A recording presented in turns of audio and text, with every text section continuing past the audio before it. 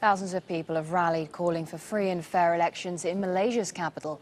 Police fired water cannon and tear gas at what the government called the illegal demonstration in Kuala Lumpur.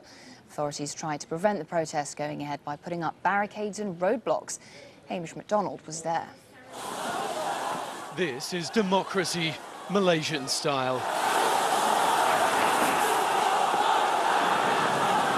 Riot police surrounded the protesters and moved in with water cannons, dumping their chemical load.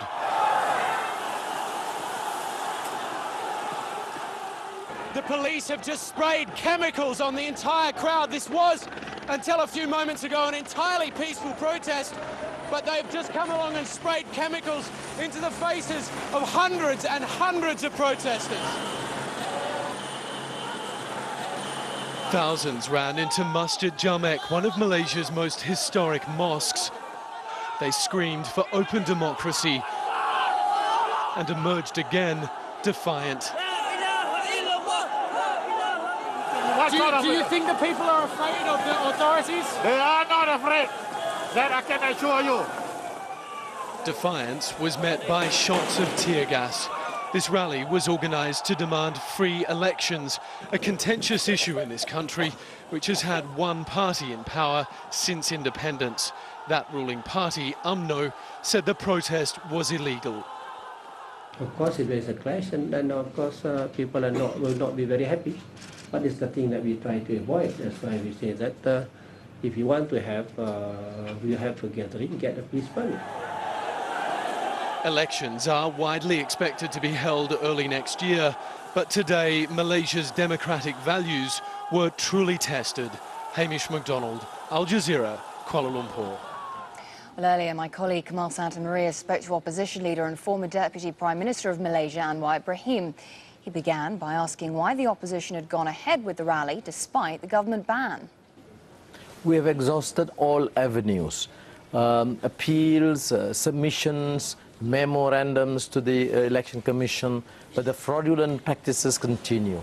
Vote rigging continue, and thousands of phantom voters identified. So the public has been given no option but except to present their case to the public and the memorandum to the King. Which is, as I understand, what you were trying to do today, get a memorandum to the King. What was in that, and did you actually successfully deliver it? Just a call. After 50 years of independence, we are calling for free and fair elections. No fraudulent practices, no vote rigging, no cheating. How can you talk about Islam Hadari, democratic state, when cheating and vote rigging is condoned by the Prime Minister and the entire cabinet? So tell me more about these fraudulent practices that you're talking about. You say vote rigging. What about other fraudulent... We have identified, Kamal, yes, we have identified thousands of phantom voters per constituency. We have adduced this evidence and facts to show that in a small constituency, hundreds of voters ranging from 100 to 120 years old, which is just silly. I mean, it doesn't make sense at all. But there was no action from the part of the authorities and the Election Commission, working, in fact, to the contrary, at the behest of the UMNO political leaders to continue to cheat and continue with their vote rigging. The people who protested today, they numbered in their thousands by all accounts. A big number, obviously, but in the grand scheme of things, in Kuala Lumpur, in the whole country, do they represent the majority, do you think? I believe they represent the majority. The number was not small. The Prime Minister came out with a very strong warning, don't challenge my authority. But what about vote rigging? What about constitutional mandate of free and fair elections? Now, the number just in front of the palace ranged 30 to 40,000. There were thousands others, sprinters, groups all over the city. There were hundreds of buses blocked from coming into Kuala Lumpur. There were thousands of others.